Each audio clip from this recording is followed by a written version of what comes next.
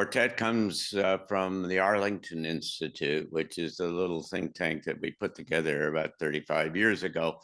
And we're in the business of facilitating the transition to this new world. And that's what this conversation and the other programs that we've got are all about, is how do we get from here to there in the middle of the most profound change that this planet has ever seen, certainly in our lifetimes. And we hope that you'll take a look at our website, which is arlingtoninstitute.org. And you will see that we have a variety of different kind of programs, one of which is called Transition Talks, where we feature a speaker from somewhere in the world every month.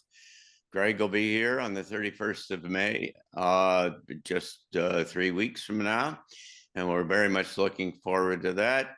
Penny will be with us in June. And then Frank will be here with us in Berkeley Springs in September. And you can find out all about that at transitiontalks.org. The nice thing about that, for those of you who are not in the local area, the region, is that it's all live streamed. And so it doesn't make any difference where you live. You can watch this and you can participate and you can be a part of it for 6 months afterwards. And so I hope you'll check out those kinds of things. And then we hope you'll drop us a note, give us your comments, and we'll certainly look into them, and we'll address them when we get the chance to do so.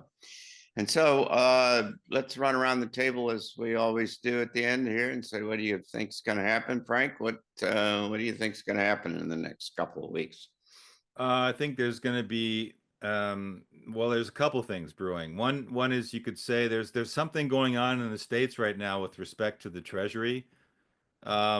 They've instated this debt limit of 36 trillion on January 2nd. And so now they're, as extraordinary measures. And that may dry up now as of, even May. So this could be the first U.S. default in history if Congress doesn't act on it. So, and that's going to make everything jittery. Markets, people are so fluttery. God, it's just they're just so superficial. Trump says this, the stock goes up. Trump says that, the stock comes down. So you're going to see more of that. Of course, Operation Gideon's Chariots. I mean, you can't make this stuff up, right? Aimed at securing Gaza territory. They're going to be doing more bombing, more horror down there. And I think this is just really, we need to keep reminding people of what's going on there. Because we have to send our strength and our vibes to those poor people it's always the people that suffer in these situations, because there's a bunch of narcissistic psychopaths that are making these decisions. And then it just trickles down on the poor people, right? So my heart goes out to the people down there, and I think they're going to be probably, unfortunately, facing some more crises coming up in the next 2 weeks or a month. Yeah. Penny, what do you think?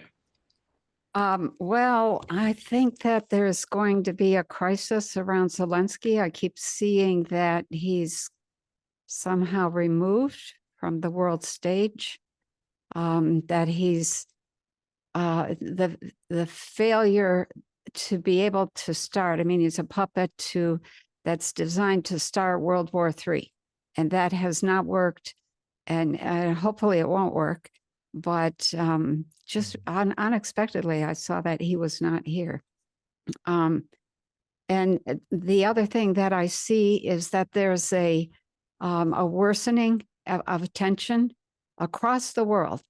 And that there's how do I say, like a bigger coming together of the BRICS nations, and more of a falling off of the Western financial system. And then the last thing is just what Frank said, big problems in Gaza and the bigger split in Israel, something awful happening in Israel.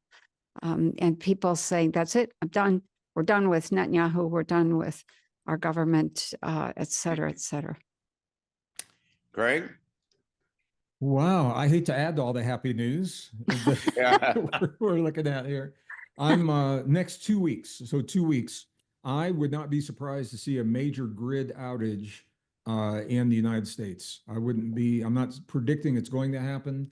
When you see something like what happened in Europe, if it is a test run or precursor, I wouldn't be surprised to see that happen.